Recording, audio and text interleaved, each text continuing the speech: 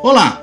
Este Fora da Política Não Há Salvação vai lidar com a situação política no Afeganistão, que chamou a atenção do mundo inteiro nessa última semana. Na verdade, já vem chamando há alguns dias, mas nessa última semana chamou em particular. Né? E chamou por quê? Pelo fato de que a gente teve a saída americana, depois de 20 anos de presença ali no Afeganistão, após o 11 de setembro, né, de 2001, quando houve o ataque às Torres Gêmeas e a uma série de outros lugares estratégicos politicamente importantes nos Estados Unidos, e houve aquela guerra, né, contra os Talibã, a tentativa de pegar o Bin Laden, que depois foi pego no Paquistão, enfim. Desde então, os americanos estiveram lá, vários governos passaram e, finalmente, por conta de um acordo que foi estabelecido ainda durante o governo Trump, o novo presidente, o presidente Biden, resolveu tirar finalmente as tropas americanas do país. E o que aconteceu? Em dias, né, poderíamos talvez quase dizer em horas, os Talibã retomaram o controle do país. Retomaram o controle do país, já impõem o seu governo, já impõem o seu regime, anunciaram até em algumas situações que o regime mudou. Isso tem tido uma série de consequências, não só para a vida dos afegãos, mas também para as relações do país com outros lugares do mundo. Né? E uma das coisas, claro, que particularmente preocupa as pessoas, e tem sido um tema, e a gente vai tratar dele com especial atenção aqui hoje, é a questão das mulheres, né? Que é um tema que tem sido frequentemente abordado, mas talvez não da melhor maneira possível, né? Na grande imprensa, enfim, nas discussões que a gente faz no Brasil. Para tentar, enfim, entender esses temas, eu tenho dois convidados hoje, e os dois conhecem profundamente todos os assuntos que se relacionam ao que acontece hoje no Afeganistão. Uma é a professora Franci Rose Campos Barbosa. A Franci Rose, ela é antropóloga, ela fez o seu doutorado na USP, fez o seu pós-doutorado na Universidade de Oxford sobre questões relacionadas ao Islã, e ela é professora associada no Departamento de Psicologia Social da USP de Ribeirão Preto. Né? E o outro convidado é o professor Reginaldo Nasser, né? Reginaldo Matar Nasser, professor de Relações Internacionais na PUC de São Paulo, pesquisador também do INEU, o Instituto de Estudos dos Estados Unidos, né? Que é um colegiado nacional de estudos sobre os Estados Unidos. Ele se dedica também ao estudo do Oriente Médio, e além de ser professor na graduação em Relações Internacionais na PUC, é também professor do programa Santiago Dantas, que é um programa de pós-graduação na área de Relações Internacionais, que, enfim, congrega USP, PUC, Unicamp e Unesp. Estou misturando aqui as universidades. Né? Então, esses são os nossos convidados, com os quais, além de tudo, eu tenho uma relação antiga. A Franci Rose foi minha colega de graduação nas Ciências Sociais da USP, lembro dela ainda lá nos bancos escolares, e foi minha caloura, né?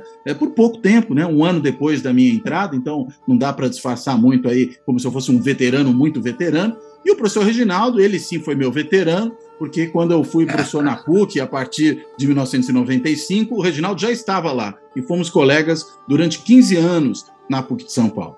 Então, feita essa introdução, revelados, inclusive, as vinculações antigas que nós todos temos aqui, eu dou as boas-vindas aos dois. E vou começar pelo Reginaldo, né, para pensar numa questão um pouco mais ampla desse problema que está afetando o Afeganistão, relacionado justamente às relações internacionais. Reginaldo, explica um pouco para a gente, né, por que a gente vive hoje essa situação no Afeganistão? Como é que se chegou até esse ponto do que se vê agora? Obrigado, bem-vindo.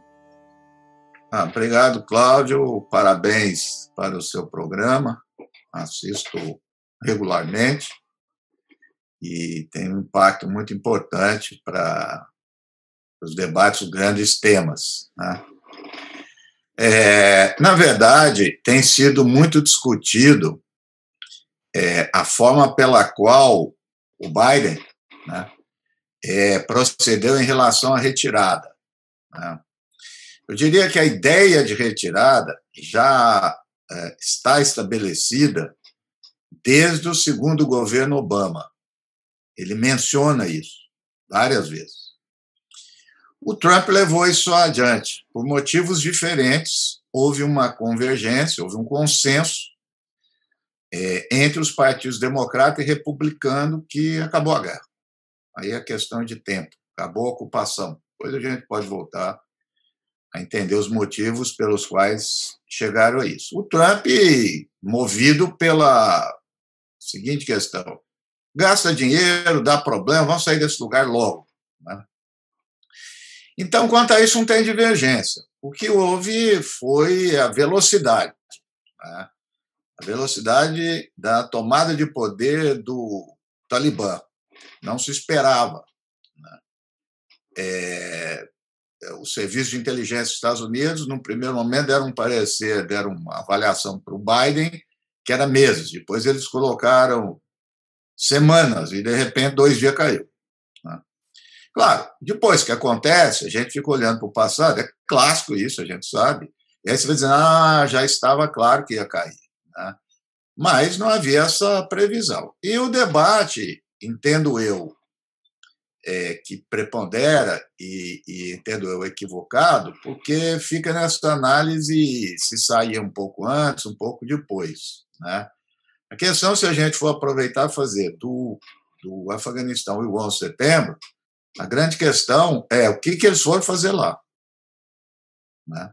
É uma guerra completamente sem sentido, sem objetivo, pelo menos justificável. Claro que tem objetivo, mas justificável. Então aconteceu isso. Agora, eu acho, indo um pouco adiante, que há interpretações à esquerda, né, e à direita completamente equivocada. Fim do Império Americano, essas bobagens. Quer dizer, os Estados Unidos, o projeto não deu certo.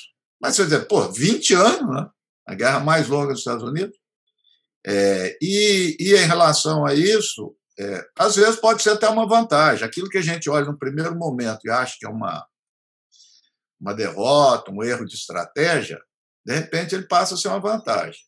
E podemos voltar aqui também. Por quê? Porque não vai ter vida fácil o Talibã. Nenhuma. Vai ter problemas de várias ordens, internas e externas, mesmo com a mudança do Talibã. Portanto, é um conflito que não acabou. Não acabou, né? Acabou uma etapa, que é essa da presença dos Estados Unidos. Vamos passar para outra.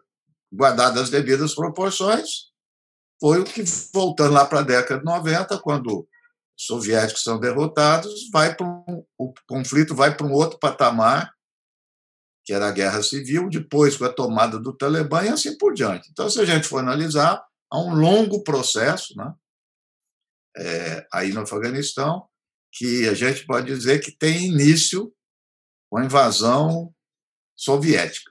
Entra num período histórico de grandes mudanças, conflitos, etc. E é esse ainda resquícios.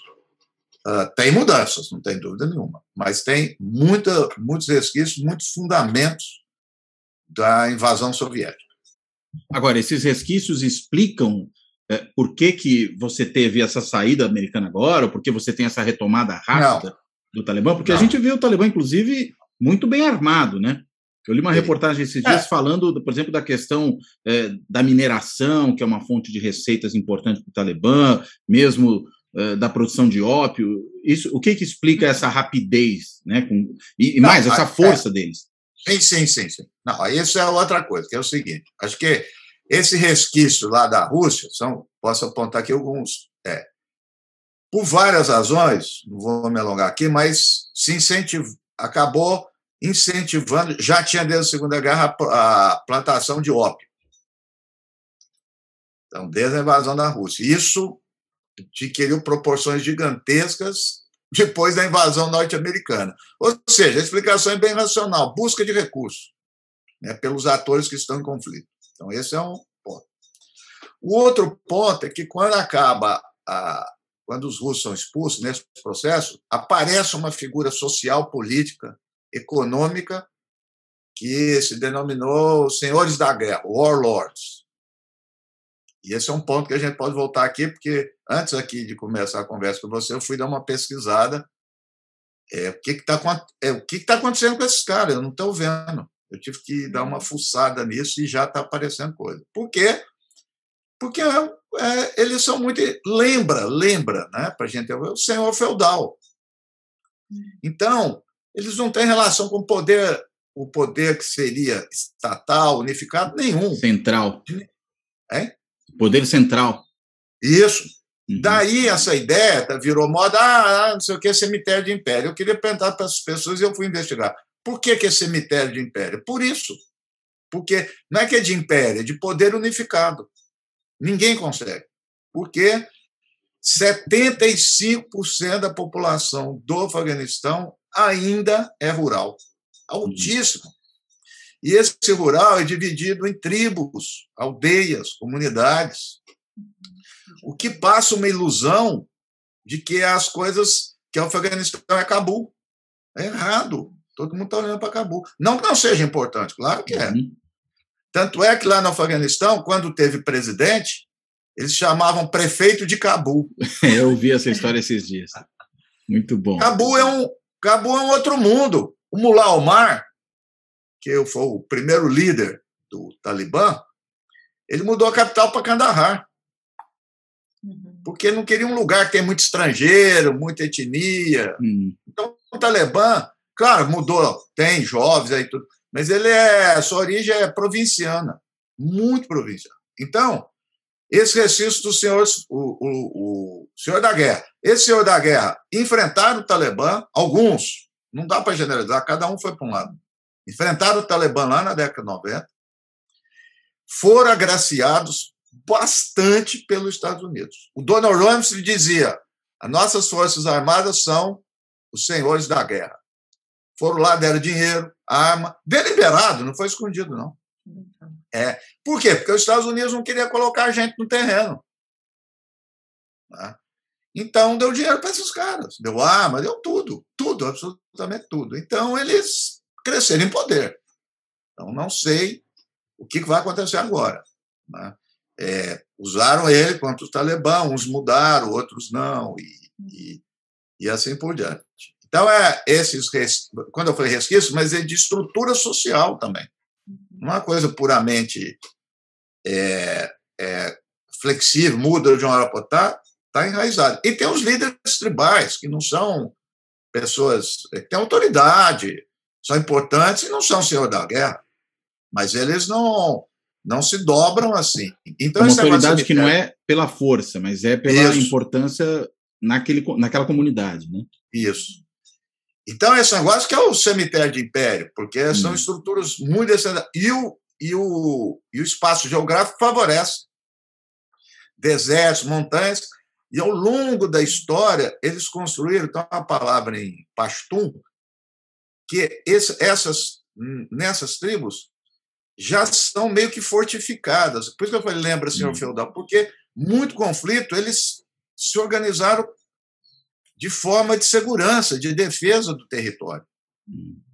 Então, isso é muito bem estabelecido. E muita comunicação, muitos caminhos, mas tudo difícil, cavalo e coisa. Um negócio difícil de dominar lá. Então, agora, isso está lá. Então, o Talibã tem que negociar com esses caras. Já negociou com alguns. Senão ele não chegava ao poder. De forma alguma. Então, a sua pergunta que é importante. Então, veja, o que aconteceu? O Biden deu um rápido. Vamos sair. Bom, em pouco tempo, o que aconteceu? Parou a transferência de dinheiro para o governo afegão, que, por sua vez, passava o soldo. Não tem ideologia, não tem religião que aguente isso aqui. Os repórteres do Washington Post presenciaram o Talibã vir com sacola de dinheiro, agora, junho, dando. Um cara enganou com o repórter, que era coisa, falou assim: e aí, vocês aumentaram o preço? Ele falou: do que você está falando? Ele falou: você não é do Talibã? Ontem era $100, hoje é 150. Vocês me falaram que era. Né? Foram dando dinheiro. Né? E os caras foram abandonando, literalmente.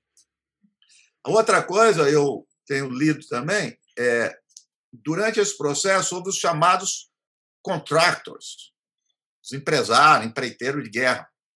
A guerra americana no Afeganistão e no Iraque foi terceirizada ao limite. Não é só arma. Alimento, remédios, roupa, tudo terceirizado. E, o que interessa, material e assistência técnica de serviço de inteligência e de aviação da Força Aérea. Então, em janeiro, quando o Biden entra, tinha 17 mil contractors. Em abril, quando ele declara, tinha 5 mil. Os serviços de aviação, que ninguém estava sabendo por quê, porque foi muito bem equipado o exército afegão. Helicópteros e tal. Não há giro. Você não há. Por quê? Esse serviço dos contractors desarmou a Força Aérea. Completamente. Drones. Eles tinham um sistema de vigilância, de movimentação dos talibãs. Então, desestruturou a base de segurança militar e, finalmente, que aí é o seu campo específico assim, da política, da negociação, que acredito, voltando, que é aí que o Talibã começou a ganhar. Quando tem um primeiro encontro com Trump, em começo de 2020, em Doha, inesperadamente, durante esse processo, todo mundo espantou, eles se mostraram muito hábeis politicamente. Eles colocaram uma exigência que, na hora, não queria, o Trump falou, ok, que foi fantástico, é o seguinte, não pode participar o governo afegão. Aí, veja, o que você gera no outro? Você que sabe bem a teoria dos jogos, mais do que todos nós aqui. Eu estou brigando com dois caras. Aí eu chamo um para conversar, o outro não sabe o que está acontecendo, que é o governo afegão. Ficou de fora. E o Trump concordou que eles ficaram de fora. Então, durante todo esse processo, e agora intensificou, eles se sentiram vendidos, quem estava no governo. Então, portanto, na hora que o Biden... Por isso saíram correndo, assim, né? Como? Por isso saíram correndo, né? Sim. O Biden... Não é que então as coisas não aconteceram com o Biden, mas intensificaram. Então, abriu o Biden e falou assim, não tem mais pré-condições para sair. Ele anunciou. Eu até não te contei aqui. O que aconteceu? Quando eu vi esse negócio, eu já tinha algumas coisas, tudo. Eu livrei de uns trabalhos aí. Em maio, eu falei assim, eu vou escrever um livro. Eu escrevi um livro, faz 3 semanas que eu entreguei sobre o Afeganistão. Um livrinho. Estou louco para ver. Fiquei trancado aqui em casa, 7 horas por dia, na editora Contra a Corrente. Entreguei faz 3 semanas. Eu falei, vou escrever desse negócio, vai dar rolo isso daí. Então, os jornais americanos já estavam escrevendo isso aí. Todos. Não é que eu estava lendo a Washington Post e o New York Times todo dia. Todo dia. Livro que eu li para escrever e tal, do final do ano passado, pois a França vai entrar isso, mas um punhado de mulheres de classe média alta, pegando passaporte para ir embora. Por causa do Talibã. Está no livro isso já, todo mundo já estava preparando. Então, o governo do Afeganistão ficou vendido. É claro que é um governo corrupto. Esse presidente que saiu correndo é um grande corrupto. O outro, que ficou 8 anos, ele entrou, o Karzai, foi colocado pelos americanos em dezembro de 2001, no Acordo de Bonn, na Alemanha. Aí teve eleição em 2003 ou 2004, ele foi eleito e foi reeleito. A família dele é máfia. Um irmão chefia num lugar lá, plantação e distribuição de droga, e o outro é arma. Ficou 8 anos no poder. Esse que entrou, também corrupto, metido em negócios financeiros, não sei o quê. Então, a elite afegã saiu muito bem na história, fugiram todos. Eu não conheço, tem um jornalista amigos que estão lá. Durante esses anos, tem um bairro lá em Cabul que é igual aos Jardins aqui em São Paulo. Então, veja, é um processo isso daí. As pessoas... Aconteceu isso daí, foi todo mundo focado aí no dia de Cabul, mas esse negócio está vindo longe. E o Talibã já tinha tomado o meio rural tudo. Até, sei lá, abril, mais ou menos. O problema eram as capitais, e todo mundo dizia, vai ter guerra civil. Por isso aí não deu, né? Caiu que nem um castelo de cartas, né? Isso. Mas por abandono. E aí, Cláudio, é a coisa que me vem na cabeça. Da mesma forma como eles saíram, eles caíram e parecia que era fácil. Eu lembro quando eu estou contando todo mundo, mas foi muito marcante. Eu fui no Boris Casoy, você lembra, 7 de outubro de 2001. Eu lembro até que o dia que os Estados Unidos atacou, fui lá, tal. Ele perguntou: ei, professor, o que vai virar isso? Eu falei: eu vou saber, mas pensa esse ditado aí de cemitério de império. Eu não sei o que é isso. Tal. Aí, quando o Talibã cai, começo de dezembro, durou 1 mês e meio. Ele foi, o Boris foi e falou assim no jornal: vem um professor aqui que estuda esse negócio, falou que ia demorar. Aí, caiu. Estados Unidos ganha fácil. Aí, 10 anos depois, eu encontrei com ele. E aí, Boris? Ele falou: não, eu não falei isso. Ele falou assim. Agora, mesma coisa. Parece que está fácil. Errado. Ninguém cai fácil assim. Então, tem 300, somando policial e militares, um contingente de 300 mil. Para onde que eles vão? Não tenho a mínima ideia. Talvez vão ser incorporados pelo novo governo. Tudo não. Mas uma boa parte. Ele não confia. Eles não vão confiar. Imagina. Mas aí vai virar o quê? Um grupo de guerrilheiro, alguma coisa assim? Difícil saber. Né? Hipótese. Chega um senhor da guerra, dá um dinheiro para esses caras. Chega sei lá, a Índia. Podemos falar da Índia. A Índia está quietinha, que é a mais prejudicada. Dá dinheiro. Vai lá e compra esses caras. Não sei. Não sei. Só estou dizendo que é um problema. Muito bem armados, treinados. Porque quando começa a guerra, a invasão, a polícia, o contingente era 8, 9 mil. Foi para mais de 100 mil durante esses 20 anos. O exército eram 50, 60 mil, foi para 200 nos Estados Unidos. Então, construiu uma força. Óbvio que ninguém vai conseguir organizar todo esse pessoal, mas eles vão estar dispersos por aí. Volta para as províncias de origem. O cara não tem essa relação do poder formal que nós temos aqui de monopólio da força. Não existe isso. Né? Então, vai ter problema. Vai ter muito problema com isso daí. Tanto é que eu já vi hoje, tem uma rede, vê como é que são as coisas, que o Talibã se organiza por redes. Agora, com o governo vai organizar por rede? Não sei. É outra coisa o governo, você sabe, você que estuda bem isso. Mas tem uma rede que foi independente durante todos esses anos, desde a invasão da Rússia. Se chamam Haqqani. Todo mundo tem medo dele. Haqqani. Haqqani. H-A, não sei se K, tá? Em pashto. Haqqani. E ele já tem mais de 70 anos, agora está o filho dele, junto com ele e tudo. Ninguém mexe com esses caras. E eles foram aliados do Talibã, e são aliados do Talibã, mas não foram incorporados pelo Talibã. E hoje eu li que o Talibã pôs na mão deles a limpeza agora. Estão indo atrás dos... Vi hoje de manhã. Dos traidores? Estão indo atrás dos traidores. Então, é rede Haqqani.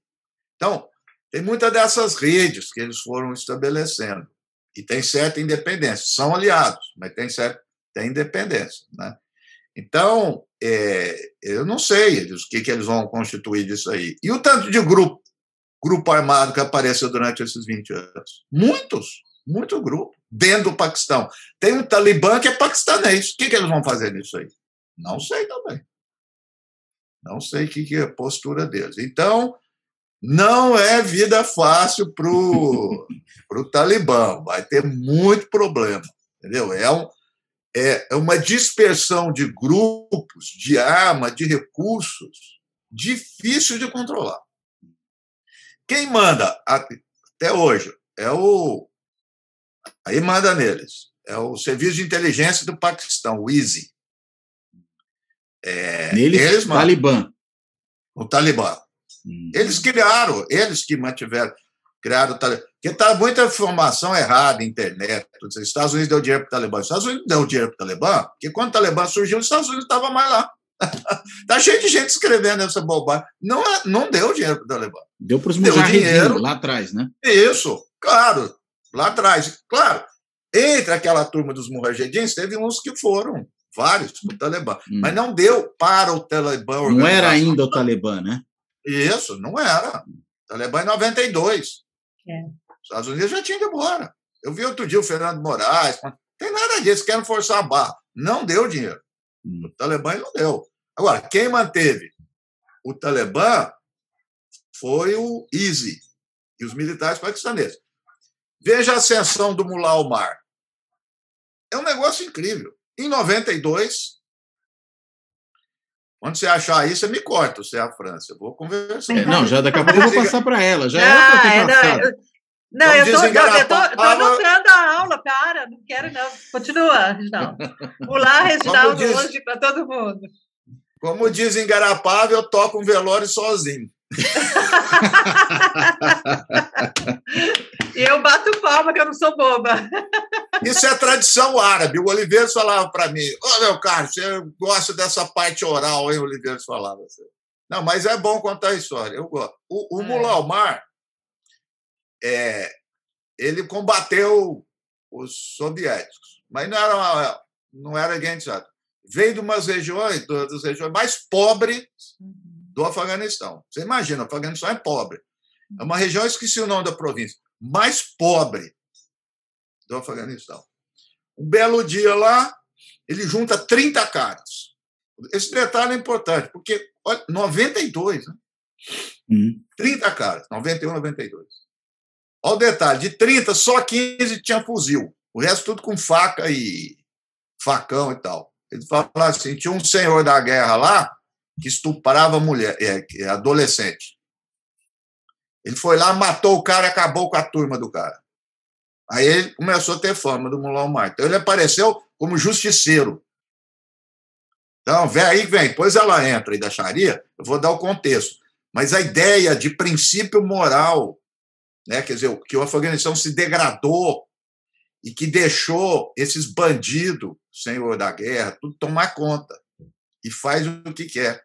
Não, tem que ter lei. Então, a ideia de unificar é a Sharia. Aquilo que eu te falei, não tem o Estado, é a Sharia.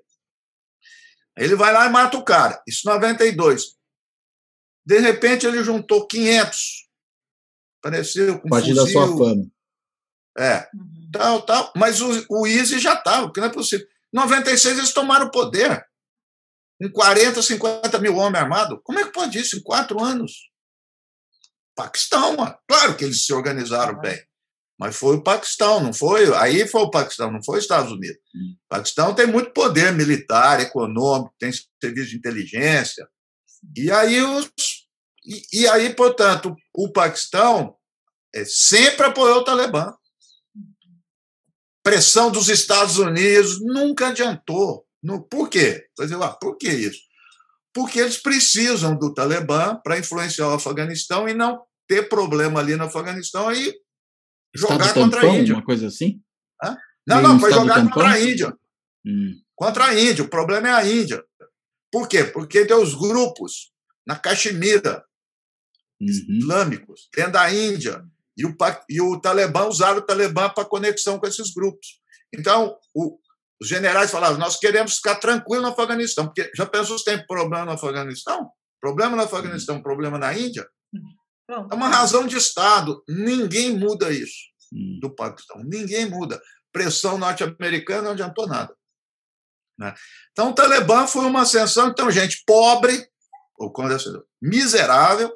Eu já conversei consultei a minha consultora.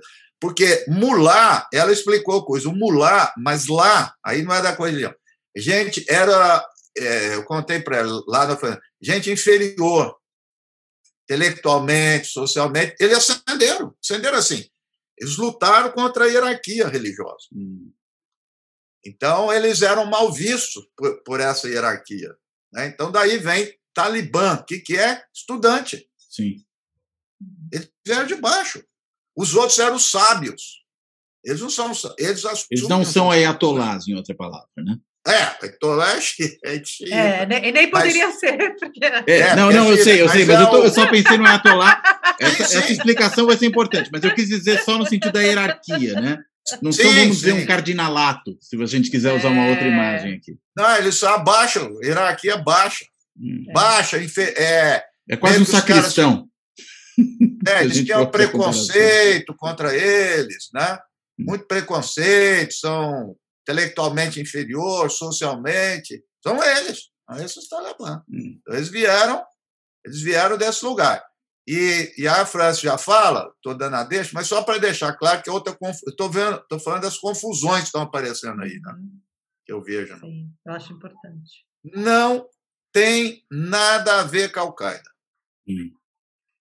Tem no sentido que abrigaram a Al-Qaeda. A Al-Qaeda são árabes. Exatamente. Árabes que lutaram lá em 80 na Jihad. Eles foram para lá. Árabe que Zawahiri, vamos dizer, que é o líder, influenciou o Mullah Omar, o Bin Laden, mais velho que o Bin Laden, disse que ele está vivo.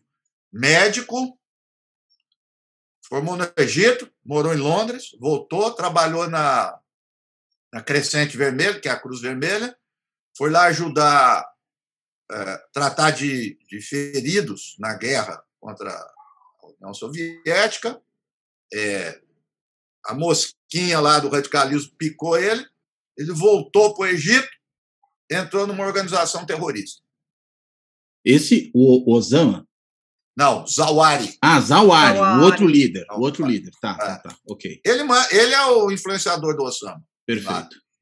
Bin Laden, mesma coisa, filho de empresário, foi lá, voltou. Então, esses caras é que vieram com a ideia de jihad global. O Talibã não tem isso. O Talibã nunca fez atentado terrorista. Nunca passaram a fronteira. Absolutamente nada. Muito provinciano. Então, o que aconteceu? Por um dever moral, tal, da hospitalidade, o Bin Laden estava procurado em tudo quanto é lugar em 96. Estava no Sudão, expulsaram ele. O Zawahiri foi expulso do Egito, que fez atentado no Egito. Começaram a fazer atentado no mundo árabe, nos seus países. Por quê? Eles começaram atacando os seus governos. Né? Aí eles foram expulsos. O Mullah Omar e os talibãs falaram, eles lutaram conosco, eles nos ajudaram a expulsar o russo, nós vamos receber. E recebemos. E durante esse período eles causaram problema, teve muito problema. O Mullah Omar estava para expulsar o Al-Qaeda.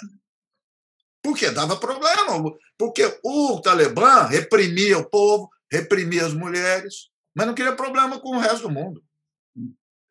Dentro da fronteira dele, eles faziam o que queriam, mas não queria problema. Então, a Al-Qaeda não tem nada a ver com isso. Eles abrigaram os caras. Agora, quando começou a atacar, o Clinton mandou um míssil dentro do Afeganistão. O Bin Laden adorou, foi às alturas.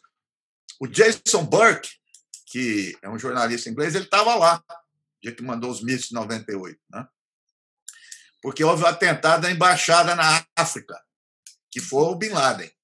E aí ele atacou. Claro, não acertou o Bin Laden, matou gente e tudo. Claro. No dia seguinte, os caras falavam, quem é esse Bin Laden? Os afegãos não sabiam quem era.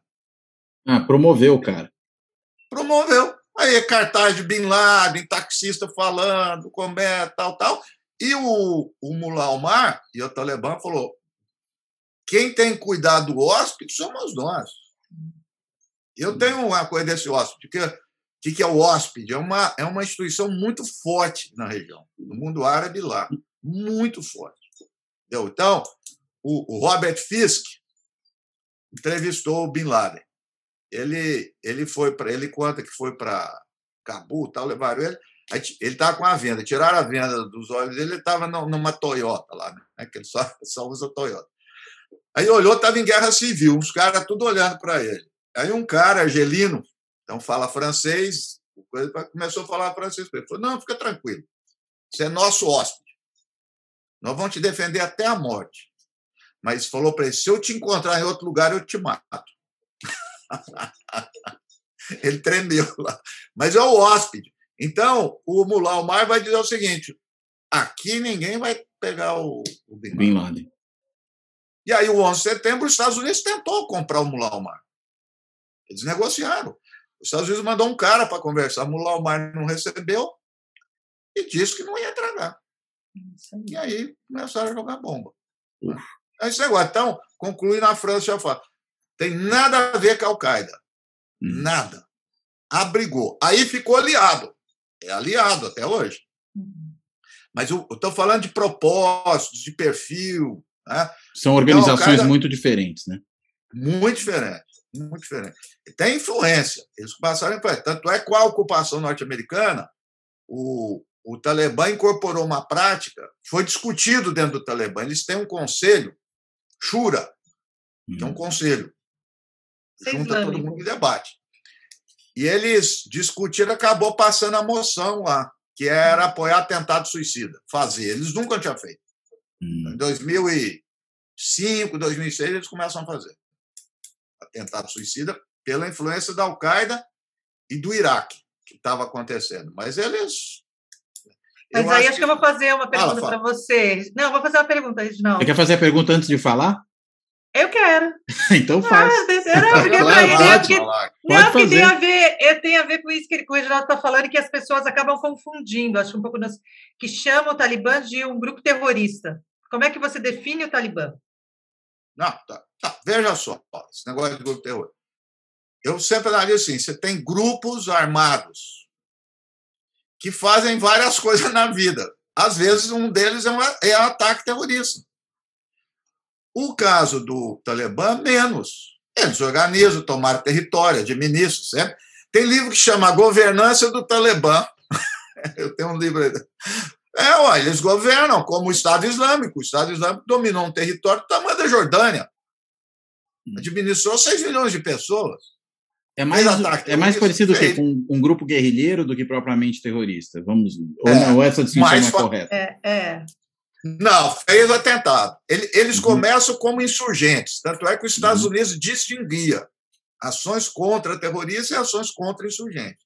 Eles são mais insurgentes que terroristas. Ok. Mas eles fizeram atentado terrorista. Só para dar uma ideia, o Aibatula... Como? Não, eu estou falando assim, eu acho importante ter essas definições. Porque você Aibatula, vê um monte de coleguinhas seus por aí, viu, Reginaldo? Grupo terrorista! E aí, assim, bom, peraí. Mas não coloca que os Estados Unidos é um grupo terrorista, mas os afegãos são terroristas. Esse Aibatula, que é o líder supremo, tá quieto, hein? Só vê um porta-voz falando, né? O cara fica quieto, você pode ficar de olho. O filho dele fez um atentado suicida e ele abençoou. Faz 3 anos isso. Filho de 23 anos, foi filmado, ele jogou um carro com bomba. Eles não estão para brincadeira, não. Deu para ver. Vamos passar para frente. O Mullah Omar era contra. Oi. O Mullah Omar era contra. Contra o quê? O atentado terrorista ou atentados terroristas em geral? Atentado terrorista. Tá. Contra, em geral. Tá. A insurgência, defendia a insurgência. Tá. E teve um momento que o Estado Islâmico entrou dentro do Afeganistão, que é o Estado Islâmico do Khorasan, que é uma região lá. E aí, porque isso foi divulgado, teve um debate dentro do Talibã entre eles, eu li. Aí uma ala que venceu falou, eles estão ganhando adeptos porque nós estamos moderados. Porque os afegãos assustaram. O Talibã perto do Estado Islâmico não é nada, em termos de violência, é uma coisa de louco. Eles assustaram. Aí eles falaram, nós vamos ter que fazer porque nós estamos perdendo a radicalidade. Uma discussão clássica, o Cláudio sabe disso. Claro, em termos de intensidade, depende do grupo, mas tem isso. Moderou, isso foi para lá, isso foi para cá. A esquerda, a direita, todo canto, né? Isso, é isso. E aí, com a entrada do Estado Islâmico, eles ficaram mais radicais nos atentados. Mas agora acabou. Quem ganha governo que não faz atentado. Vai ter contra eles. Você vai ver. Sim, isso muito provavelmente. Franci, vamos passar para a sua discussão agora? Vamos lá. Depois dessa longa... Depois dessa aula, eu como boa aluna, não sou boba nem nada, anoto tudo, escrevo tudo. Até ontem alguém brincou comigo, as pessoas me ligam, falam assim, professora, a senhora pode falar do Afeganistão? Quem fala do Afeganistão, querida, é o professor Nasser. Eu falo de outras, eu falo de Islã, falo de mulheres, o professor Nasser que fala de Afeganistão. Mas eu vou pegar o gancho do Reginaldo aqui, Uhum. quando ele vai falar, né, dessa sociedade rural, pobre, né? E para pensar antropologicamente, que eu acho que o meu grande papel é ótimo, né? Mas acho que o meu papel é um pouco trazer antropologicamente esses grupos, né? Porque a gente tem um olhar ocidental sobre a cultura dos outros, de como funciona. Por exemplo, o Reginaldo falou aqui, olha, eles fazem Ashura e tal, não sei o quê. Mas o que é Ashura? Ashura é um princípio islâmico, isso é profético, né? Isso já está no Islã, né? Fazer Ashura na comunidade, que é a consulta à comunidade, isso já existe. Quando você vai ter a mudança do Califa Omar, não é do Mullah Omar, mas do Califa Omar, né? Os bem guiados, os 4 califas, depois da sucessão do profeta, se faz uma Ashura, até com as mulheres participam. Elas até Isso, são desculpa, só para consultadas. quem depois acompanhar entender, isso na origem do islamismo, né? Você está falando. Na origem do Islã, e eu não falo islamismo, Não, tá? do Islã, perfeito. Me corrija, sempre que Não, necessário. eu acho que pode começar por aí. Islã e islamismo, né? A gente que trabalha com religião e com islã político, desde vamos pensar, do século XX, a gente já separa a ideia de islamismo. Islamismo, ele acabou virando, na tradução, o islã político e o islã quando a gente fala da religião. Então, quando eu estou falando de islamismo, né, eu estou falando de islã político, quando eu estou falando de islã, eu estou falando de religião. Então, todas as minhas falas são em cima do islã. E aí, quando eu quero falar de islã político, eu falo, isso aqui é o islã político. Né? Então, eu posso olhar, de certa maneira, o Talibã como um certo islã político. Né? Ele tem uma estrutura política ali, posso discordar ou concordar, mas tem uma estrutura política, muito mais política do que religiosa. Porque aí ele instrumentaliza a religião para executar a ação política dele. Então, são agentes políticos, né? Acho que o Reginaldo trouxe muito bem, né? Quando ele fala da saída dos Estados Unidos, fica parecendo que os Estados Unidos perderam a batalha, não quero mais brincar, porque é isso, né? Não quero mais, desceu para o play, brincou, agora vou embora. E vai embora e larga todo mundo lá, larga a bola furada, né? Larga o campo esburacado, é isso que acontece. Só que você tem todo o entorno, né? Você tem um Paquistão, o Reginaldo trouxe bem. E aí do Paquistão, eu não sei se o Reginaldo, certamente sim, mas quando eu fiquei pensando, o apoio do Paquistão, a gente tem que voltar umas décadas aí, e voltar na partição da Índia. Né? Quando você tem a partição da Índia com o Paquistão, o que você tem ali? A Veena Das, que é uma autora, uma antropóloga indiana, que eu gosto muito, ela fala dessa violência que desce ao cotidiano. Ela, quando vai narrar a partição da Índia, ela traz todo o sofrimento das mulheres. Era estupro, violação. Então, quando a gente pensa nas mulheres hoje, por que assusta? Falou em guerra, né? Falou em violação dos direitos humanos, mas falou da violação dos direitos humanos das mulheres, principalmente. São as mulheres que são as mais afetadas, por isso que está essa comoção toda em volta, porque aí se a gente vai pensar historicamente a partição da Índia, vai pensar, né, como se constituiu o Paquistão, aí o Reginaldo falou da Caxemira, é claro que o Paquistão vai apoiar, já tem um problema com a Caxemira e com a Índia ali, vai arrumar mais um problema? Não, ele tem que fazer que as suas fronteiras convivam muito bem. Então, eu acho que esses pontos todos, para pensar culturalmente, geopoliticamente, acho que eles são importantes até como é que a religião entra nisso. Ela entra instrumentalizada, né? E que leitura que a gente faz, por exemplo? Eu dou risada nos posts dos brasileiros. O Talibã falou que vai implantar a Sharia e não vai ter democracia. Eu dou risada, gente. Gente, Sharia, todo muçulmano pratica Sharia. Eu pratico Sharia, gente. Eu rezo 5 vezes ao dia, faço jejum, pago zakat. Então, assim, a ideia do Ocidente é que a Sharia são só os códigos penais. Os códigos penais do Islã são 4%. Não é mais que isso. O resto é todo código de conduta. A Shura está dentro da Sharia, né? E aí, uma outra coisa, quando se pensa em ciências islâmicas, né? Que é o que eu fui estudar, e aí eu penso, o que é a Sharia? Sharia é o Alcorão, o texto sagrado que foi revelado no século VII, ao profeta Muhammad, né? A última religião revelada, a terceira religião monoteísta, e você tem a suna profética, que são os ensinamentos do profeta. Como o profeta rezava, como é que ele comia, o que ele dizia, e tarará. E aí que você vai entender o quê? A partir daí, a própria jurisprudência. Quando você chega na jurisprudência, que jurisprudência? São 5, pelo menos 5, porque, na verdade, os estudiosos falam que são mais de 80 jurisprudentes. Então, você imagina a loucura que é. E são formas, só para a gente entender melhor, formas diferentes de aplicação da Sharia. De legislar, exatamente, de legislar. Então, por exemplo, a questão do divórcio, né? Eu tenho aqui um livro, né, que é o Dicionário do Direito Islâmico. Então, ele vai pegar lá o divórcio. Como que é o divórcio na escola Hanbali? Como é que é o divórcio na escola Shafari, que é a escola xiita? Como é que é o divórcio na escola Maliki? Por exemplo, o norte da África, né, onde tem muçulmanos na África, é a escola Maliki, né? Então, cada país, cada região tem uma escola específica que rege ali. Então, você tem essas interpretações. E aí, academicamente, a gente sempre faz, né, alguns pesquisadores do Islã político, então, olha, você faz uma leitura literalista, você faz tradicionalista, você faz reformista, você faz uma leitura mística. Então, quando eu olho para o Talibã, claro que ele está fazendo uma leitura literalista, né? Ele está pegando o Corão e ipsis literis ali e colocando aquilo em ação, sem esquecer que existe toda uma forma de pensar, cultural, de valores e tudo mais.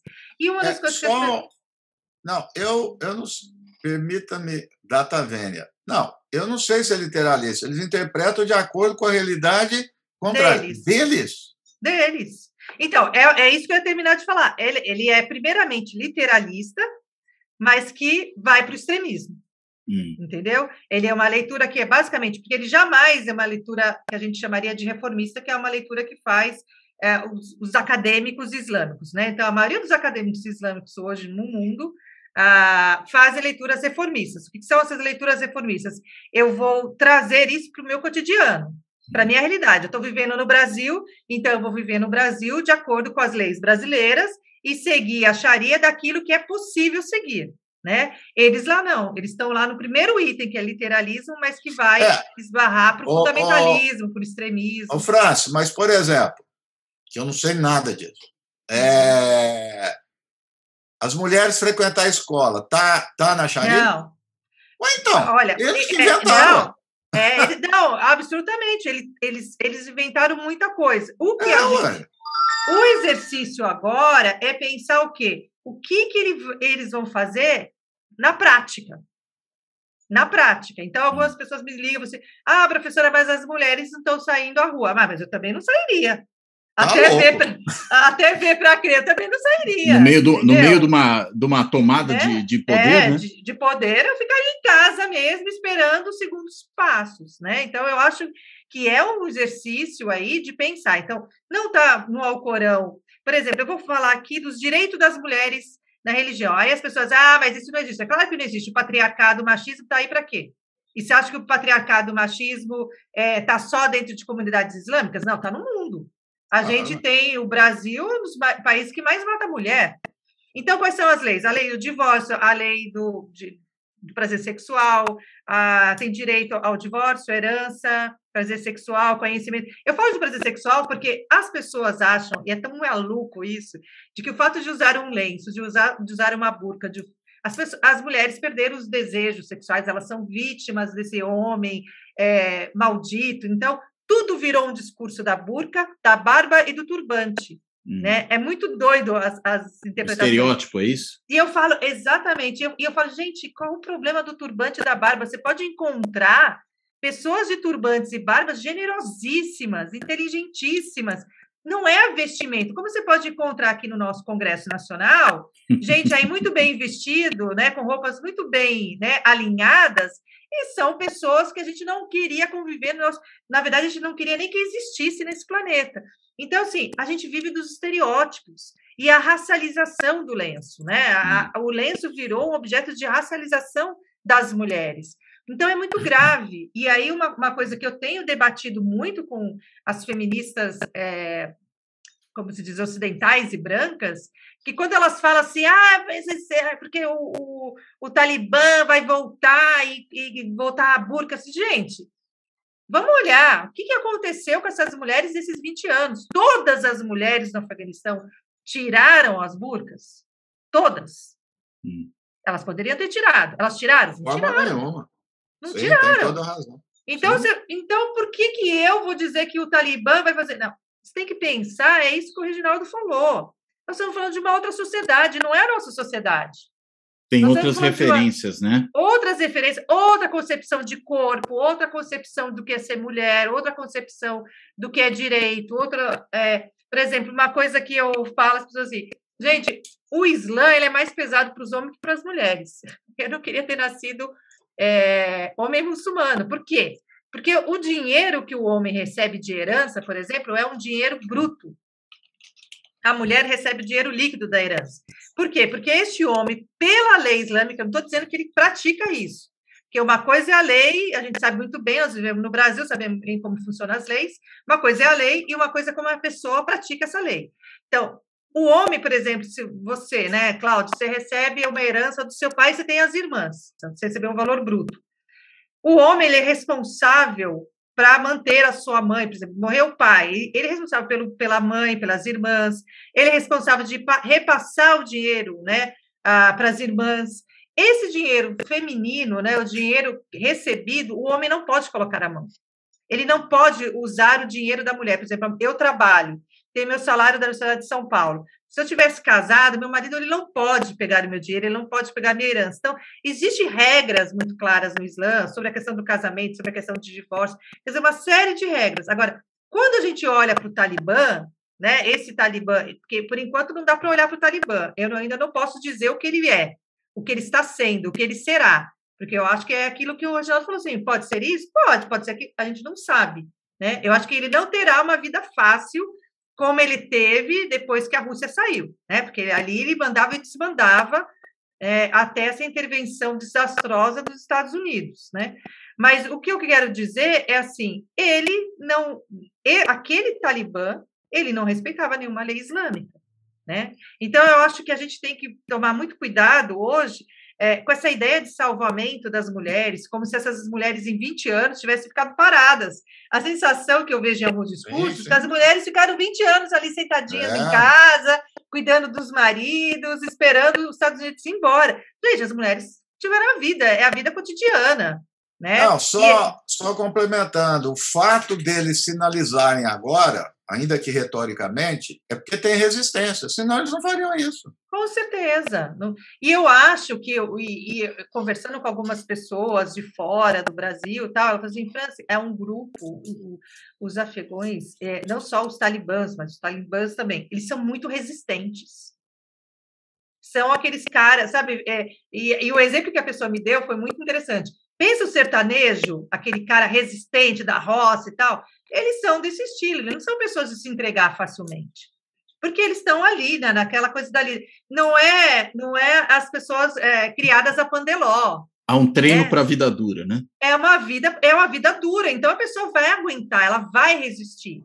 E eu acho que também tem o atributo religioso da resistência.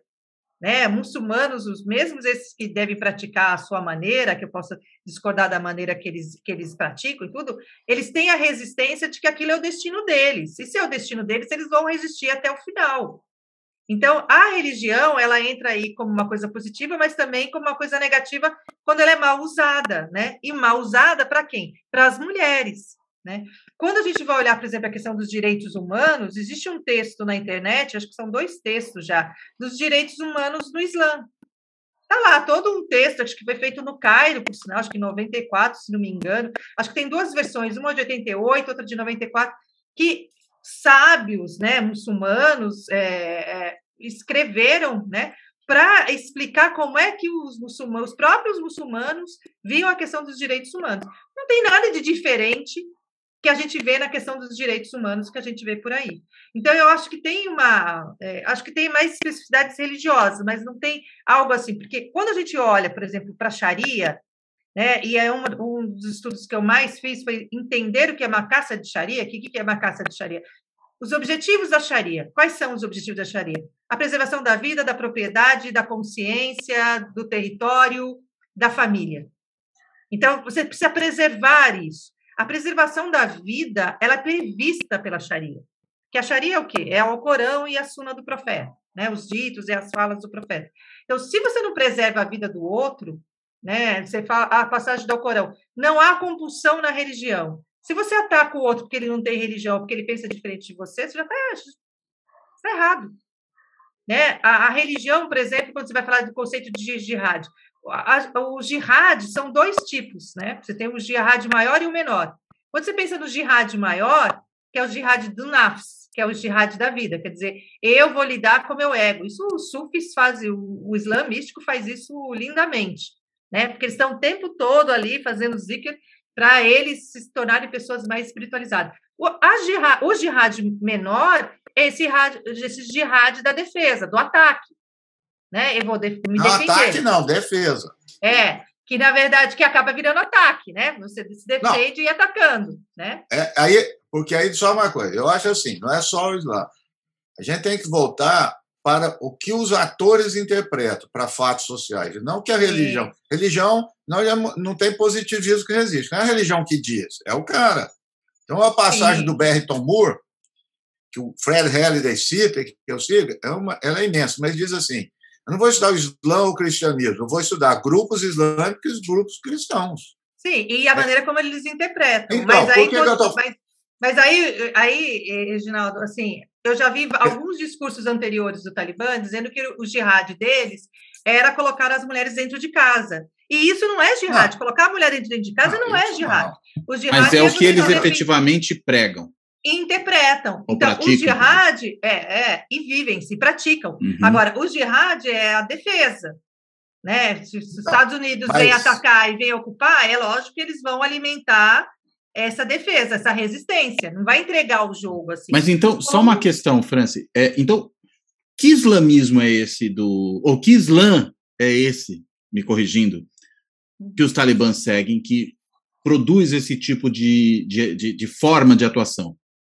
Eu acho que todo o Islã vivido fora dos preceitos, todo o Islã, entre aspas, vivido fora dos preceitos islâmicos, de fato, ele é o extremismo. Ele é esse Islã literalista, ele é o extremo. Ele está fora. Agora, se você me perguntar, existe um país 100% islâmico? Não existe. Não, deixa eu meter o do ponto de vista da religião. Então, o que é? A religião, e aí a antropologia, ela assim, como é que eles dão significado a essas coisas? Como é que eles interpretam isso?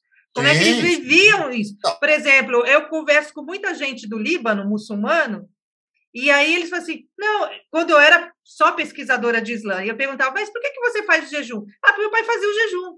Mas ele não sabia me dizer por que ele fazia o jejum. Parece o católico praticante. Porque é assim. Então o que você tem? Essas pessoas, elas não conhecem, elas não têm estudo teológico. Então, às vezes, por exemplo, vou dar um exemplo aqui para vocês. Uma vez a gente foi montar uma sala de oração em Ribeirão Preto. E aí a grande discussão era, uma mulher não pode administrar uma mussala. E eu falei, onde está escrito isso? Quem disse isso? Claro que pode. E aí houve todo um debate ali, não pode, não, doutora, não pode. Claro que pode, gente. Claro que a mulher pode, sim, ser presidente de uma mussala, de uma mesquita. O que a mulher não pode, do ponto de vista islâmico, é fazer oração de sexta-feira, né? Ser o imã da mesquita e imã da oração. E aí é muito engraçado. Você, então só para esclarecer, a mussala é exatamente o quê? Um grupo de oração? Uma sala de oração. Tá. Uma mussala, porque assim, a mesquita geralmente você tem, é um espaço maior. A mesquita geralmente é onde você faz a khutbah, né, que é o sermão de sexta-feira. Então eu disse, não, pode administrar sim, uma mulher pode ser administradora de uma mussala. E aí me falaram assim, não, professora, então vamos falar com o sheik. Eu falo com 10 sheiks, o problema não é falar com o sheik. Liguei para 3, 4, e aí pus o áudio para todo mundo ouvir. Doutora, a senhora tem razão, uma mulher pode ser. Entendeu? Por quê? Porque no Oriente Médio, as pessoas, elas usam um hadith, pensa, um dito do profeta, de uma forma totalmente inadequada. Qual que é esse hadith? De que as mulheres não podem administrar nada. Mas o profeta... Mas isso não é para toda religião, isso não é o Islã. Isso é a mesma coisa da Constituição brasileira. Qualquer Constituição, o Cláudio sabe disso. Você vai apelar para a interpretação. Todos vão fazer isso. Não, mas uma coisa é a interpretação, uma coisa é o que está escrito. E se está escrito... Não, mas o escrito... Veja só. É uma questão sociológica aqui. Até final da década de 70, nessa discussão que nós estamos fazendo aqui, não entraria a Islã. Nenhum lugar. E existia, claro, todo mundo era muçulmano. Não mudou nada. O percentual... Qual é o divisor de águas aí? A Revolução Iraniana? Vou chegar. Se você entrar na Amazon, eu já fiz isso, até de livro que eu tenho, olhar os livros que se escreviam sobre o Oriente Médio, por inglês, francês, não tem estudo da política internacional, da sociologia, os estudos de religião era outra coisa. Coincidentemente, o que houve em 79, os dois lugares, 79 e 80, Irã e Afeganistão. Revolução no Irã e a guerra do Afeganistão, que os Estados Unidos passou a problema coisa. Um pouco antes que eles não chegaram, qual o islamismo que a França nomeou começa a aparecer enquanto movimento político ganha consciência forte aonde? No Egito. Contra quem? Nacionalismo. Então, a ideia dessa do Islã entrar na política e, portanto, abrir as portas para interpretação, para ver coisa, ela começa aí, não é antes. Mas meu ponto aqui... O que está escrito, está escrito. Não mudou nada que está escrito. Mas o meu ponto aqui com o Cláudio é que essa interpretação equivocada, ela vai gerar o quê? Uma opressão das mulheres. Então, Fran, gera uma pressão... Uma pressão das mulheres. A opressão das mulheres. A opressão das mulheres. Opressão, porque as mulheres elas foram afastadas do espaço público. Quando você vai ter o revivalismo islâmico, né, feito pelas mulheres do Egito, né, e a Saba Mahmoud escreve muito bem sobre isso, o que a Saba Mahmoud vai trazer? Que essas mulheres começam a estudar a religião. E quando elas começam a estudar a religião, você não, eu que vou falar na mesquita. E é ela que vai dar formação para as mulheres, ela que vai ensinar. Porque o que você tinha? Você tinha lá o homem ensinando as mulheres como elas tinham que ser. E aí as mulheres começaram a estudar a religião. Não, eu que vou ensinar as mulheres como elas têm que ser, não é o homem. Então, esse debate ele é interessante. E por que eu falo das fontes escriturais e das interpretações? Porque essas interpretações, durante séculos, fez com que a mulher ficasse separada num espaço e refém a uma interpretação de homens. Hoje não.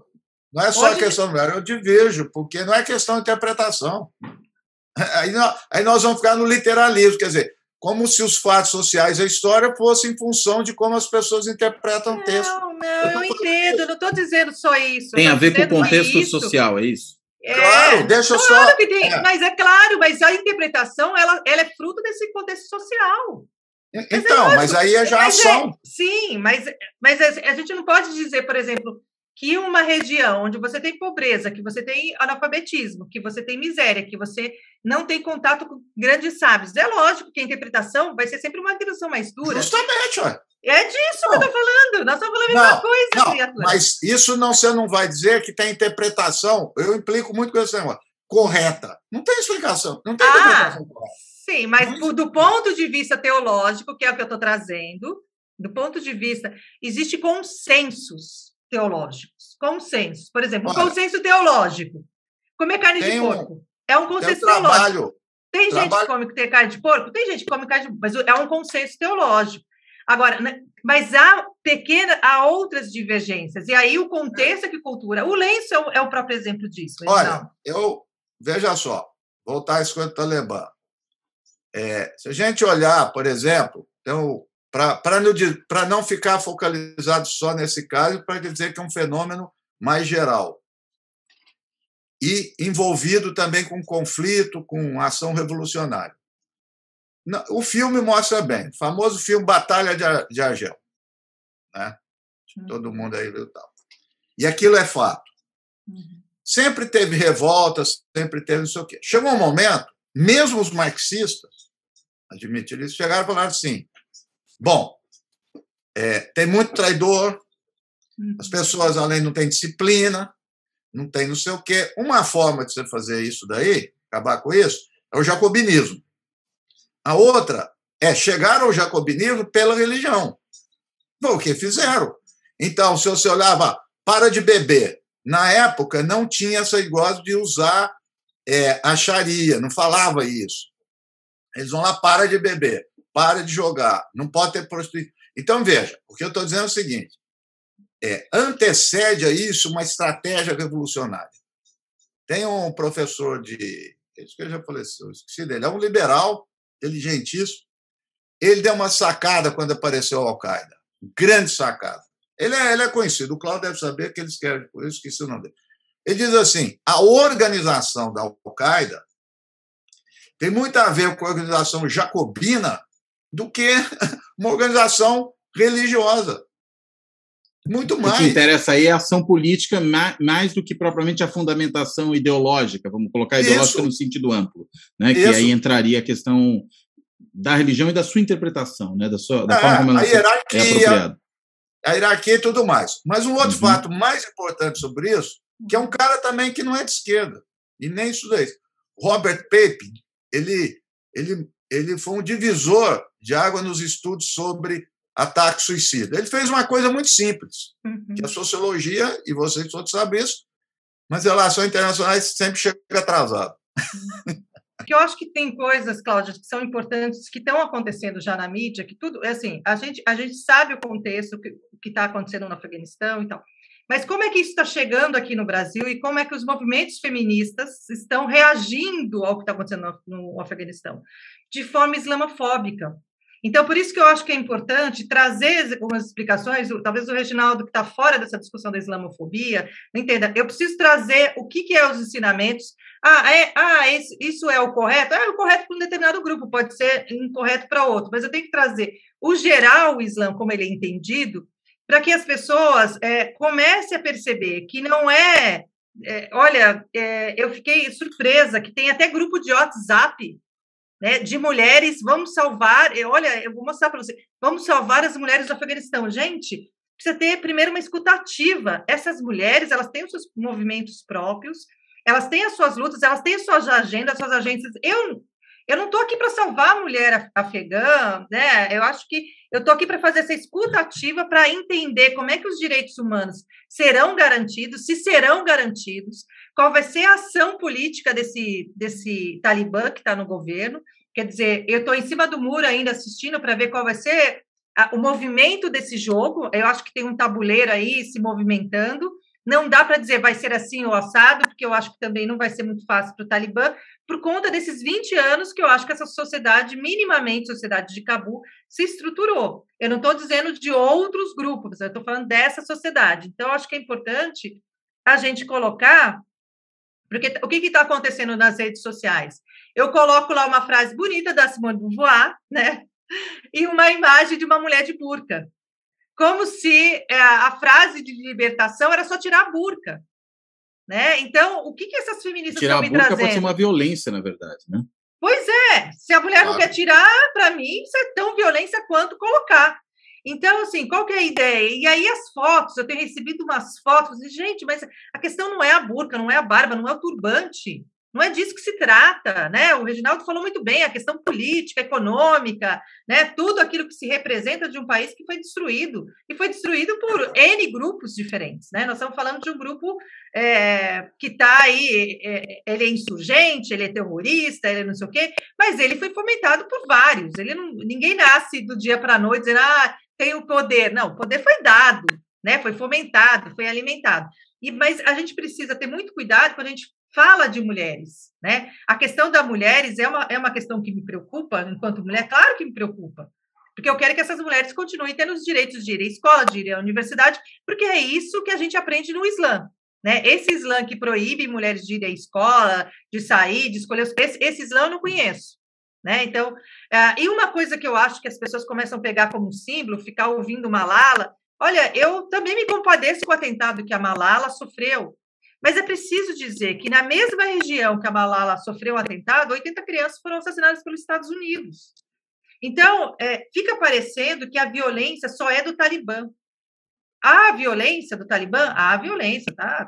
Tem exemplos claros disso, né? Violar o direito de ir à escola, para mim, é uma violência. Matar uma mulher é violência, estuprar uma mulher é violência.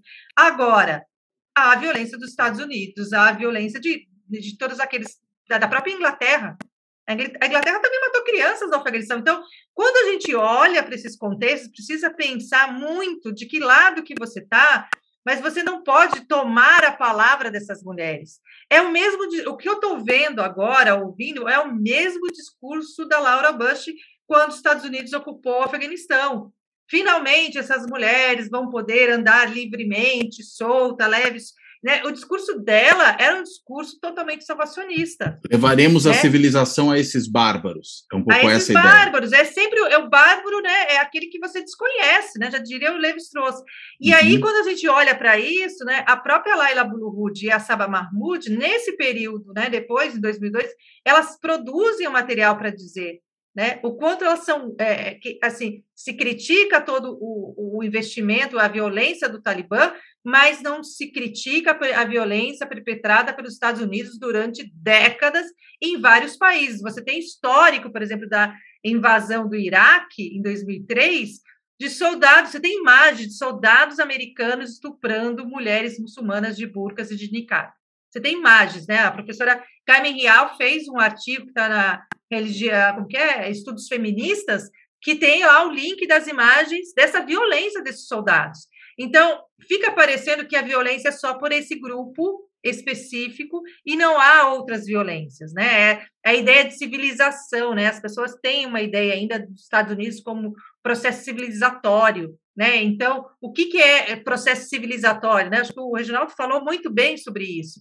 Então, a gente tem que tomar muito cuidado quando a gente fala, primeiro, dessas mulheres, das vestimentas, o significado dessa vestimenta, o que essa vestimenta representa, e esperar a ação delas. Eu amei ontem com os vídeos que eu vi, estou seguindo algumas ativistas do vídeo delas, e eu quero mesmo que essas mulheres, né, mais articuladas, elas possam expressar, né, a vontade delas, o direito delas, porque é um direito, é um pressuposto que é um direito também islâmico, religioso. E aí eu acho que essa sociedade plural aí que a gente espera, esse diálogo, ele tem que acontecer. Sou cética em relação à situação das mulheres, né? Eu não tenho essa confiança toda que eu vejo no mundo islâmico, porque grupos islâmicos, pessoas internacionais, eles são mais esperançosos, eu sou menos, né, esperançosa, mas eu acho que é preciso primeiro fazer essa escutativa dessas mulheres, e não ver o movimento que eu estou vendo, que é colocar, até uma companheira minha de esquerda falou assim, eu chamei a atenção dela, falei assim, nossa, professora, eu não tinha percebido. Porque o que acontece? Quando você posta uma imagem e é com aqueles dizeres, reflete nas meninas muçulmanas do Brasil. Eu tenho trabalhado já há 2 anos com islamofobia. A islamofobia é porque a comunidade muçulmana ela é muito pequena, né? Ela é ínfima. Até se tiver 200 mil muçulmanos aqui é muito, né? Os refugiados e tudo. Mas quando a gente olha os relatos de islamofobia que muitas meninas passam, é assustador. Você não consegue imaginar. Eu mesma, uma vez, comentei numa página lá de esquerda sobre uma foto, uma aluna minha me sinalizou, professora, veja isso aqui. Eu fui lá comentar e uma mulher de esquerda vira para mim e falou assim, eu não respeito quem tem um pano de chão na cabeça. E aí eu falei assim... Aí eu fui na página da moça para ver, né, que se a moça era, né, desse partido que está no governo aí, né? Não, era Então, o que a gente tem? A gente tem um desentendimento sobre o que é o Islã, o que o Islã pensa, o que ele pratica, o que ele é. Por quê? Porque a gente vê esses conflitos todos, a gente vê essas violências e aquilo que o Reginaldo falou assim, não é questão de religião, né? É a instrumentalização da religião, né? Quando a gente vai falar de outros temas, como o caso da Palestina, não tem a ver com religião. Tem a ver com o colonialismo, com a colonização desses povos, com a violação de direitos desses povos. E aí vai enfraquecendo. Então, eu achei que em 20 anos, eu pensei, mas cadê esse povo civilizado? Que ficou 20 anos ali comandando e não fez esse Afeganistão crescer. Quer dizer, eles fizeram o que exatamente dentro do Afeganistão? Essa é a pergunta. O que os Estados Unidos fizeram durante 20 anos? Quando a gente vê a imagem das pessoas aqui no aeroporto, e todo mundo coloca as imagens do aeroporto, não sei o quê, todo dia eles dizem, mas cadê as mulheres? Gente, as mulheres estão em casa, elas não são boas porque elas vão para o aeroporto. Esse povo era o povo que estava apoiando os americanos, gente. Nada mais que isso, é lógico. Se o papai foi embora, eu vou atrás do papai.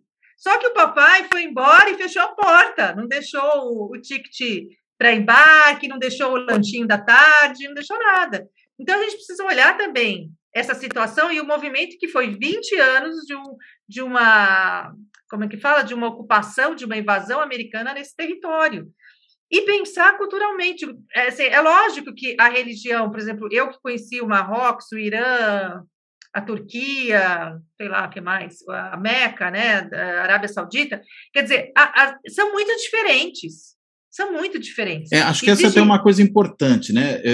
Eu lembro, assim, quando eu falei do islamismo lá atrás, você me corrigiu, e o Reginaldo chamou agora há pouco atenção para aquela coisa vamos dizer, da mudança que ocorre após a Revolução Islâmica no Irã.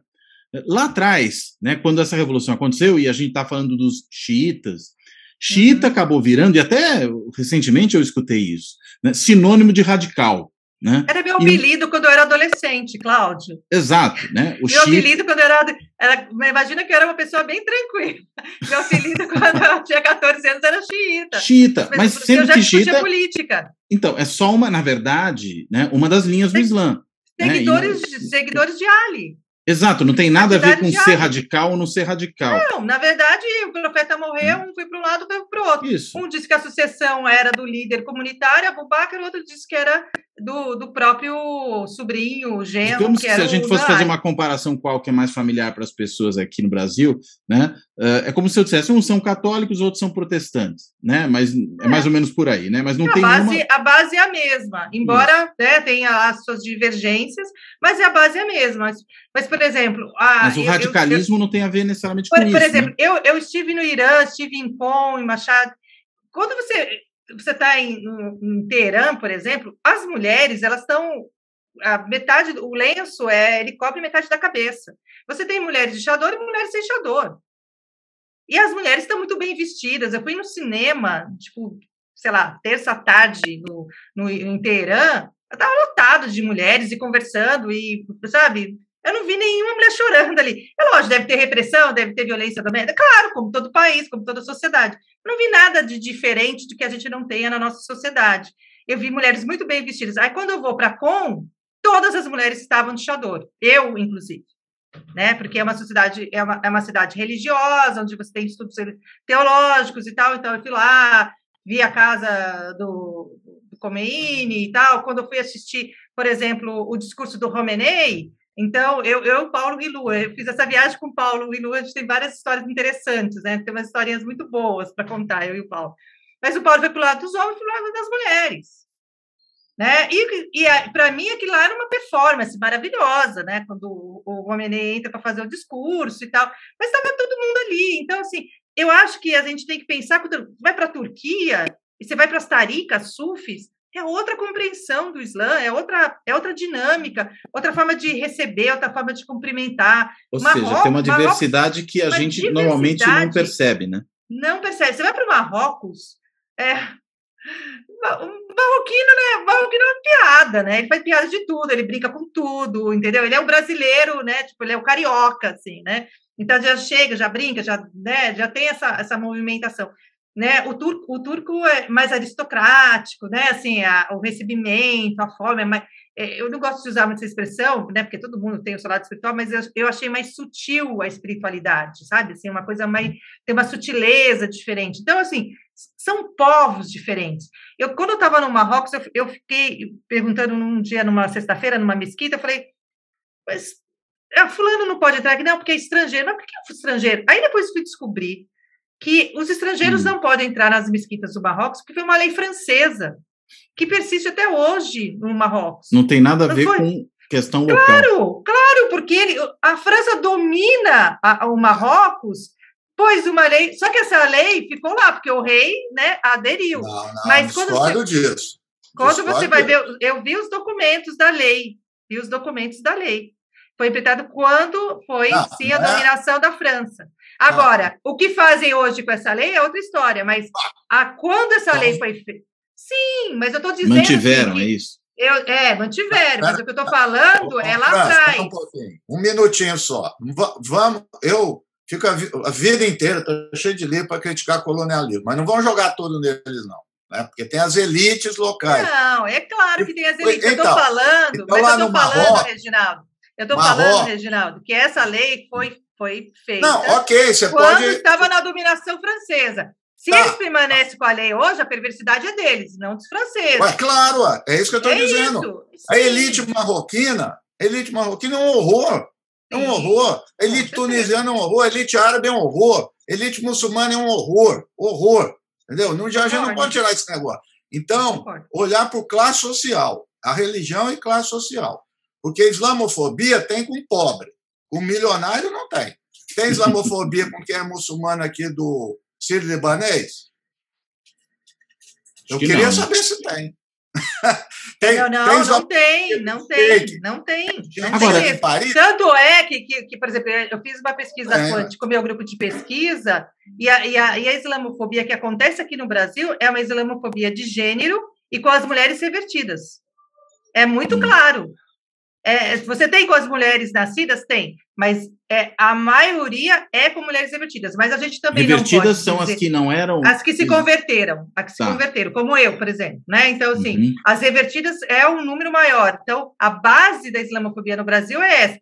Mas não só no Brasil, a base da islamofobia, estava falando com um pesquisador português, ele disse, olha, é aqui também, é ali, em todo lugar. Agora, mas a gente também não pode deixar de dizer que muitos, pós-11 de setembro, os homens com sobrenome árabe, eu não sei você, Reginaldo, se você já foi, mas vários colegas meus com sobrenome árabe, com barbas, foram parados, eram vistoriados, sempre tem uma piadinha, tem sempre um comentário. Então, você tem uma reação muito forte. Não, eu já vi gente que passou humilhações em aeroporto, não foi uma coisa simples. Mas tudo bem, mas o que eu estou dizendo é o seguinte, tem que colocar, nós não podemos perder de longe os fundamentos das ciências sociais. Não colocar a questão de classe, de coisa. Classe, raça e gênero. Porque não tem islamofobia com elite árabe. Não tem. Estudam nas melhores universidades europeias, fazem o que quer, vão para tudo quanto é lugar, passam nos aeroportos. Os outros não. Aliás, tentar entender, nesse contexto, uma coisa que eu acho que é importante, né? Quer dizer, a gente falou muito aqui da relação entre o Afeganistão e o Paquistão, né? Muitos analistas aí têm apontado esses dias que estamos falando de uma fronteira quase que inexistente entre os dois países. Foi lembrado há pouco pelo Reginaldo que tem Talibã no Paquistão, que a inteligência paquistanesa atuou para, enfim, construir isso que a gente conhece hoje como Talibã. E a gente está falando ali de uma orientação do Islã que me parece que é muito próxima, né? A que existe no Paquistão e a que existe no Afeganistão. Posto tudo isso, uma coisa que chama atenção é que há poucos anos atrás, enfim, sei lá, 20 anos talvez, nós tivemos uma primeira-ministra paquistanesa, né, a Benazir Bhutto, né, como é que um país com esse perfil torna possível isso? Acho que isso talvez seja uma coisa interessante para tentar entender como é que o papel da mulher é de fato percebido nessas sociedades, não? Como é que a gente pode entender esse fenômeno num país, enfim, tão próximo ao Afeganistão, que é o Paquistão, com uma primeira-ministra? É bem difícil. Você está falando da Benazir Bhutto. Da Benazir. Isso. Não, e no Paquistão, eu não conheço. Tem muitas mulheres no parlamento. Mais do que no Brasil, inclusive, né? Mais do que no Brasil. Eu vi isso daí. Então, mas só uma coisa, eu não sei, mas você trouxe uma questão muito importante, porque justamente para demonstrar o quê? Que a forma pela qual se usa a Sharia e o Islã no Afeganistão pelo Talibã é muito particular. Então, é o Islã do Talibã. E o Paquistão não faz isso. O Paquistão, você falou bem, não faz isso. Tanto é, Cláudio, vou te contar uma história. Tem um livro, eu não vou lembrar agora o nome do livro, eu postei, que está em Ribeirão esse livro. Tem uma tese de uma psicóloga que eu li já faz algum tempo, que é sobre o movimento feminista do Afeganistão, do Haura, né? Eu até postei uma foto deles hoje, né? O que essas meninas faziam? São as mulheres que fizeram uma marcha esses dias? Isso, mas assim, o que essas meninas faziam? Elas não podiam, elas usavam a burca, elas tinham uma ramificação que vinha do Paquistão, desse movimento de mulheres do Paquistão, que acho que foi montado até no Paquistão esse movimento, e aí elas iam até o Paquistão, pegavam uma câmera de filmar, colocavam embaixo da burca e elas filmavam, né, essas violências. Então, muito das violências que a gente teve acesso de que se acontecia no Afeganistão foram filmadas por essas mulheres. E essas mulheres, elas, e conta no livro, né, como é que elas faziam. E era uma ligação com essas mulheres paquistanesas. Então, era um grupo de mulheres. Então, tem várias histórias que elas vão contando, como é que elas têm código, sabe, de a que hora que elas vão fazer, que resposta elas vão dar lá pro, sei lá, não gosto de chamar de soldado, né, mas para o cara que fica vigiando a rua e tudo mais. Então, elas tinham todo um código, uma estrutura ali de tentar fazer com que aquelas imagens chegassem mundialmente. E conseguiram. Então, isso já na época, isso na década de 90. Com o Talibã no poder. Com o Talibã no poder. Então, elas já tinham esses esquemas. E aí, esse livro é muito interessante porque essa pesquisadora vai entrevistar essas mulheres, né, esses movimentos. Hoje, obviamente, elas não andam com as câmeras escondidas. A pergunta que a gente tem que fazer é assim, elas vão voltar para isso? Elas vão ter que voltar para esconder as suas câmeras? Porque hoje a gente tem a coisa do celular, hoje a coisa está muito mais avançada. Mas tudo era financiado pelo Paquistão. Uma outra coisa, eu vi que a França pode pesquisar, eu vi mencionado num livro sobre o Afeganistão. O Estado Islâmico quando o Talibã começou a ver o Estado Islâmico lá, eles viram uma diferença. Os militantes do Estado Islâmico, muitas eram mulheres, e o Talibã não tinha. Interessante. Isso tem mesmo, né? Porque o Talibã é um movimento dos alunos das escolas, né? Das madraças. E aí são só homens mesmo, né? Só homens, madraças. Talvez isso ajude a entender por que a gente tem essa situação.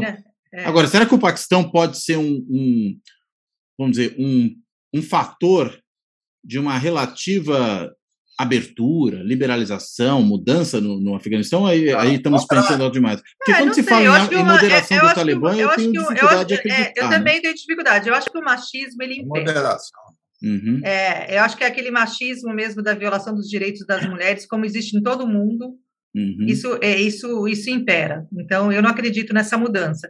Agora, eu acho que a gente tem que tentar ver, né, esperar um pouco mais para ver como é que ele vai lidar com essas mulheres e como é que essas mulheres de agora vão lidar com eles. Porque também tem isso, né? E eu acho que também todo o aparato, eu saí de uma mesa agora do pessoal da UOL, assim, tinha uma representante dos direitos humanos, então acho que a gente tem todo um aparato muito mais atento, né? Eu acho que a gente tem mecanismos hoje que são muito mais rápidos do que há 20 anos atrás. Questão de internet, questão de rede social, então tudo isso a gente sabe muito mais rápido hoje as coisas, né? Mas agora, aí faz o quê? Constata e faz o quê? Quem entra lá? Eles vão reprimir. Isso é início. Agora, voltar ao que o Cláudio falou. Pensa bem, Cláudio, em termos de política de manutenção de poder. O que interessa para o Paquistão? Um Talibã moderado ou um Talibã mais radical e firme? Mais radical. Moderado. Mais radical? Por quê? Para o Paquistão, Para o Paquistão, Eles precisam fazer esse jogo com a Índia e a região. Se o Talibã ficar paz e amor, não adianta nada para o Paquistão. Eles Mas não pode ter consequências para a política interna paquistanesa? Não, eles acham que controlam. Aí que está. Essa é a grande questão. Outros já acharam também, né? Não, o Talibã, se largar do Paquistão, acabou. Adeus também. Eles sabem disso. Então, é uma relação importante. Ele não pode desgrudar. Ele pode ter problema futuramente com a China, que é outro problema. Por quê? Os uigur são muçulmanos e tudo, e tem muita presença dentro do Afeganistão. Muitos que foram fugir da China foram para lá, construíram família, estão articulados em organizações. O Talibã já falou para a China, não, vamos controlar a turma aqui. Não sei se vai controlar a turma aqui. Mas o Paquistão interessa, Cláudio, para fazer o jogo. Inclusive, ele ganhou dinheiro dos Estados Unidos para moderar o Talibã. Se o Talibã é moderado, não precisa de dinheiro. Esse é o ensinamento do Oliveira. Eu preciso ter um cara, o homem que foi quinta-feira do Chesterton, era um cara de direita e ele criou um personagem anarquista para justificar que ele era importante.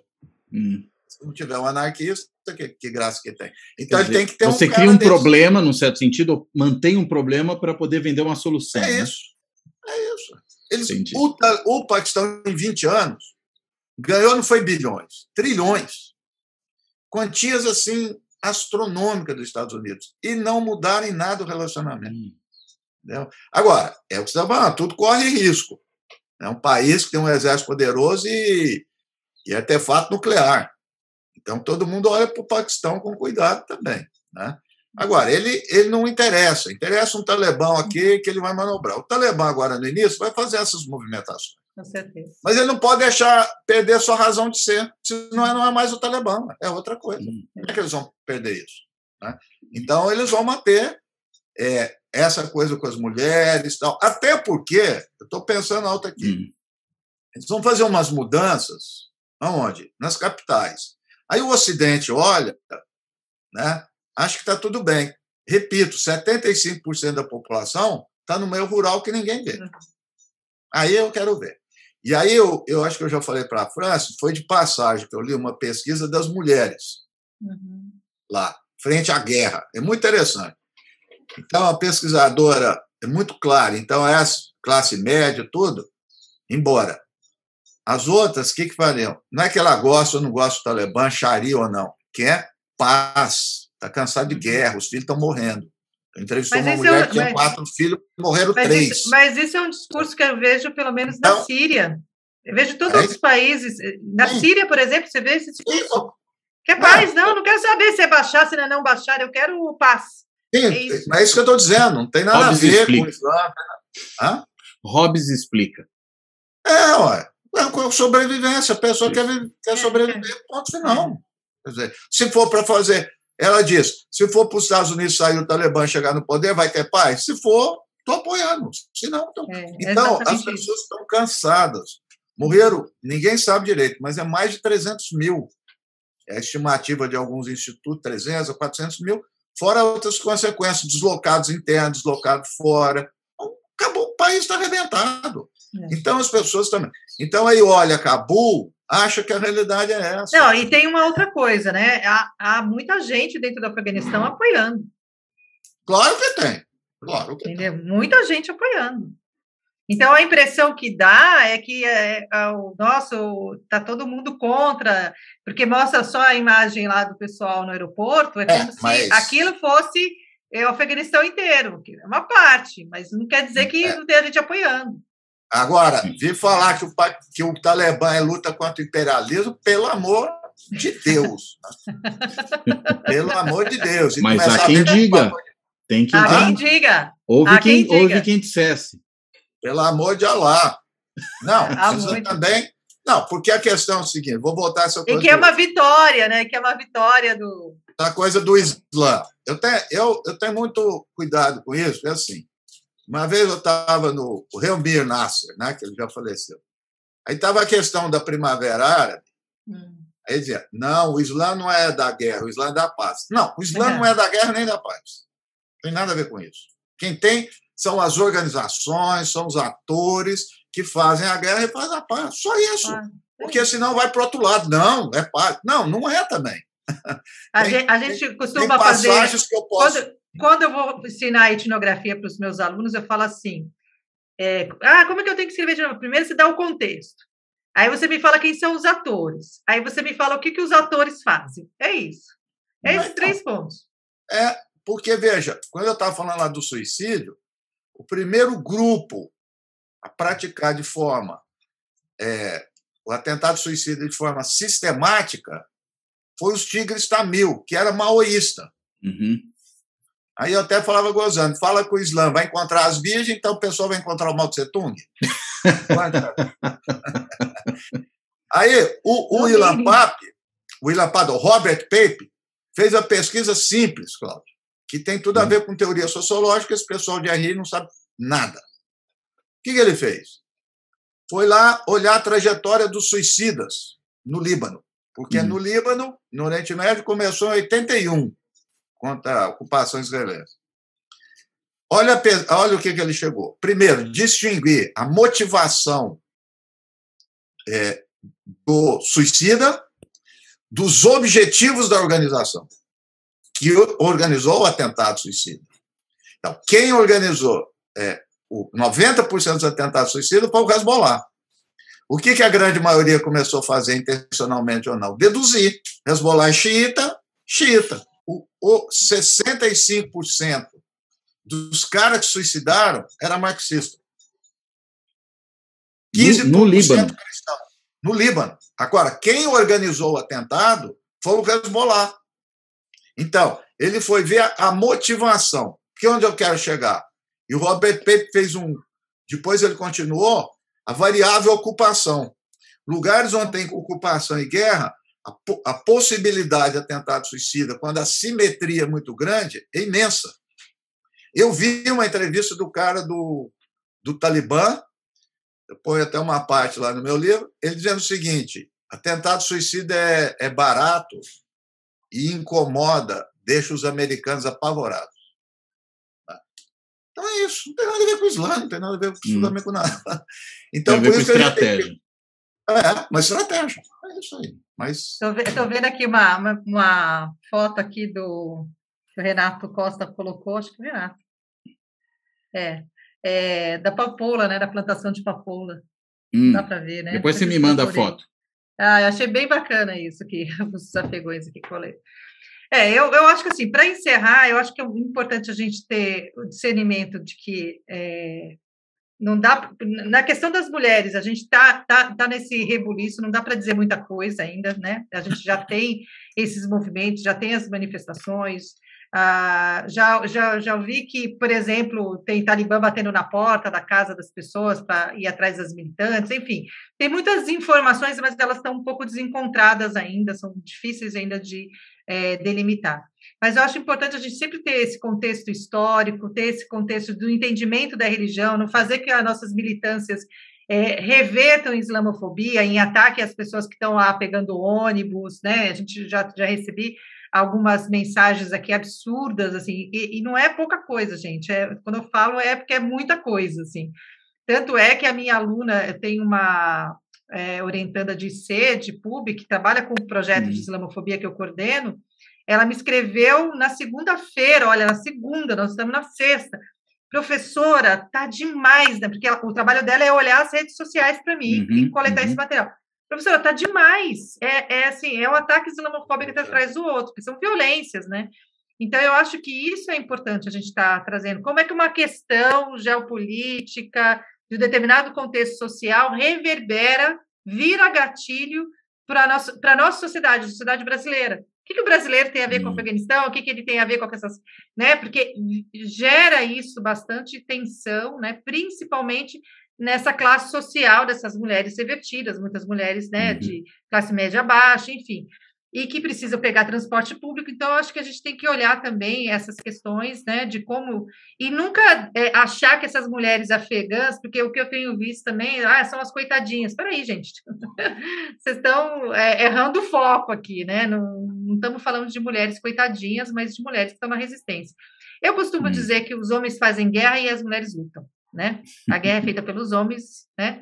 E as mulheres estão na luta, estão na resistência. Então, a gente vai continuar aqui na resistência, e eu acho que a conversa de hoje, todo o aprendizado com o Reginaldo Nassi, grande professor, traz todas as explicações, tudo que você... Eu estou louca para ver o livro dele, eu estou achando que ele combinou com o Talibã para o livro dele vender, eu quero 20% desse livro. O inverso, é o inverso, o Talibã prejudicou, ele antecipou.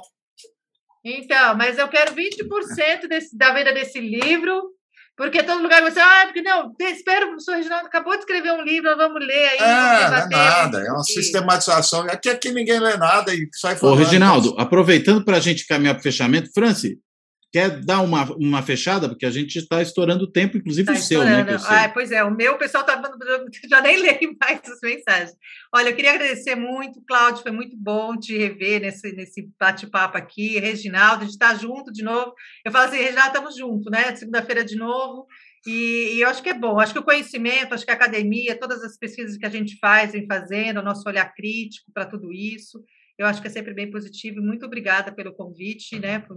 Vou ficar acompanhando agora o Fora da Política, né? Não tem salvação, não tem... Porque tudo é um ato político, né? Um dos meus artigos, inclusive, quando eu falo sobre o lenço, eu falo o lenço, ele é empoderamento, ele é político e ele é religioso. Então, né? O meu corpo é político, né? Que é uma das discussões que eu fiz outro dia com as meninas da Peita, né? Meu corpo é político. Então, acho que a nossa resistência aí é importante nesse momento, né? Muito bom. Obrigado a você, Franz. Reginaldo, aproveita as suas palavras finais para falar o título do livro, quando que deve sair, e aí você fecha. E que os amigos vão receber com autógrafo. Com certeza, inclusive eu. O livro é A Guerra contra o Terror, os Estados Unidos e os amigos talibãs. Eles viraram amigos. E deve sair até quando? Porque ele é Mullah, ele foi instituído a Mullah. A editora está fazendo tudo possível, que era para lançar em setembro, né? Em torno aí do 11 de setembro, né? Bem, e agora com esse evento, mais um motivo, né? Mas não sei se vai dar. Então, são 7 capítulos. O primeiro capítulo eu pego esse momento pós-saída da União Soviética, quer dizer, como é que vão se construir esses grupos terroristas, jihadistas, né? A constituição deles, né? A trajetória. O outro são os atentados. São os atentados e a reação aos atentados, como é que eles foram feitos, como é que foi a logística, a ideia política e tal. E aí depois eu vou pegar, pelos Estados Unidos, os governos, né? Os 2 governos Bush, 2 governos Obama e o governo Trump, né? E a coisa. Agora, a ideia é ter um panorama, é um livro mais, não um perfil acadêmico, mais narrativa histórica. Às vezes eu paro, faço algum comentário pontual, mas é para ter uma ideia disso que a gente está conversando aqui, né? De processo histórico. E o que eu tenho feito, e aí o que eu gostaria de colocar também, quer dizer, é um trabalho importante, eu acho que de todos, mas que de Oriente Médio ou de Afeganistão, é de não deixar essa questão como se fosse algo muito particular, né? Ver que há o histórico, há o particular e há as singularidades, mas que essas singularidades e as particularidades podem ser compreendidas pelos conceitos e os fundamentos das ciências sociais que explica Brasil, América Latina e todo lugar. Eu tenho feito isso também com Palestina, né? Então, há uma racionalidade nas ações desses grupos. Então, inclusive, não dá para fazer isso no livro, eu coloquei na introdução para saudar e, ao mesmo tempo, fazer uma crítica. É um livro famoso, que é uma maravilha, da Barbara Tuchman, né? A Marcha da Insensatez, de Troia, Vietnã, que ela analisa de um vigor extraordinário, ganhou tudo quanto é prêmio, mas a perspectiva dela não é de ciências sociais, é como se aqueles que decidissem tinham um lugar ali para consultar a razão, e a razão permite não ter guerra, né? E aí eu falo que não, que tem racionalidade nesses atores, e essa racionalidade se traduz de interesses, de poder, de lógica econômica, né? Então, eu uso para as duas coisas, que é um livro fantástico, mas que é para isso. E que o livro traz também, que é a ideia de que é difícil controlar os acontecimentos, que eu conto o caso, que o McNamara conta, secretário, que no meio da crise dos mísseis, o Kennedy chega um belo dia com a reunião do staff, que podia ter guerra nuclear, e dá o livrinho da Barbara Tuchman, para cada um ler à noite para amanhã discutir. Por quê? Por causa da imprevisibilidade. É outro livro dela que se chama Canhões de Agosto, que às vésperas da Primeira Guerra Mundial, todo mundo achando que ia ser um negócio tranquilo. Todos estavam achando, né? Então, essa ideia de que se você desencadear um processo, depois ninguém volta atrás, né? Então, essa ideia desses processos que têm sido desencadeados, no caso aí que eu estou analisando, do Oriente Médio, né? Em nenhum momento do livro eu não tenho conhecimento, nem quero ter, já falei isso para fazer, de Islã, porque isso não adianta nada para entender política, só prejudica, não tem nada a ver, né? O Talibã era inimigo do Irã, agora eles são aliados. Mudaram religiosamente? Sunis e X, né? X. E o Estado Islâmico é o quê? Sunita. É o maior inimigo do Talibã. Não tem nada. E eu, por acaso, eu cito 2 parágrafos, porque não dá para adiante, eu li um livro fantástico de um historiador inglês, mostrando que esses conceitos de Pashtun, etc., que a gente fica repetindo, não existia, foi criado pelo antropólogo francês, no início do século XX. Né? E aí ele fala a ideia do mito. Né? O mito é uma invenção, se você acredita, ele passa a existir. Então, hoje, essa ideia de etnia é usada pela CIA. E, por vezes, os próprios afegãos reproduzem, mas não existia etnia. Então, fica essas ficções, você cria, acredita nela, ela vai embora, né? Ela vai. Então, destituir um pouco essas questões e as pessoas conhecerem, ler história, ler coisa e tal, se interessar por isso. Não adianta ficar chutando isso é imperialismo. A esquerda está um horror, é um negócio. Não é só o PCO, não, viu? De vez em quando aparecem uns aí de organizações um pouquinho maiores falando bobagem também. A maioria aí das pessoas de esquerda aqui, saudou a vitória do Talibã. Pois é, muito complicado isso. Não, e a outra, que é pior, é de análise. Falar que acabou os Estados Unidos. Como é que morreram 2.500 americanos?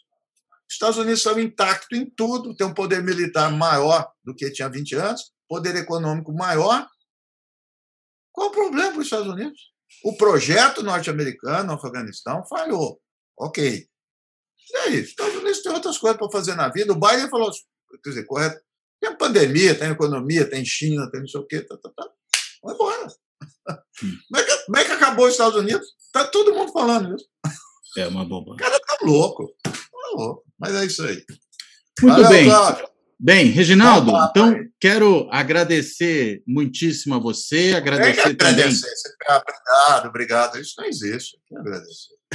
Não, quero agradecer moral. Por essa conversa ótima aqui que a gente teve, eu, você, a Franci Rose, e feitos aí esses agradecimentos, eu vou fechando por aqui. Quero também agradecer, ainda que seja o dever moral, como falou o Reginaldo, a quem assiste o canal do YouTube, a quem ouve o podcast, lembrando que agora tem também o blog no site da Carta Capital. E falando tudo isso, eu fecho e até a próxima.